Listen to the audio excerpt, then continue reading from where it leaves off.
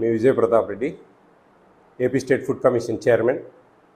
ఈరోజు నేను ఈ విధంగా మీ ముందుకు రావడానికి ఒక చిన్న కారణం ఉంది. ఒక వింత అయిన ఒక కామెంట్ను నేను ఎదుర్కొన్నా. అది కూడా ఏపీ టీవీ అని ఉపాధ్యాయులకు సంబంధించిన ఛానల్. ఒక ఉపాధ్యాయుడే, ప్రభుత్వ ఉపాధ్యాయుడే అది నడుపుతూ ఉన్నారు. దాని గురించి దాని ఐపీ అడ్రస్ అవన్నీ కూడా చూసాం మేము. అతని గురించి నేను డీటెయిల్స్ చెప్పదలుచుకోలేదు, వాళ్ళ కర్మ వాళ్ళది.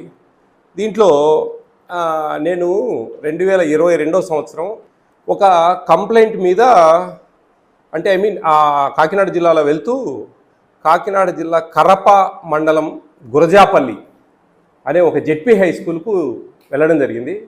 అక్కడ ఒక పాపతో మొహానికి గుడ్డ కట్టించి అక్కడ భోజనం బాగలేదని ఒక్క పాపతోనే ఏదో రకరకాలుగా చెప్పించారు. అది చెప్పించింది కూడా ఆ ప్రభుత్వ ఉపాధ్యాయే.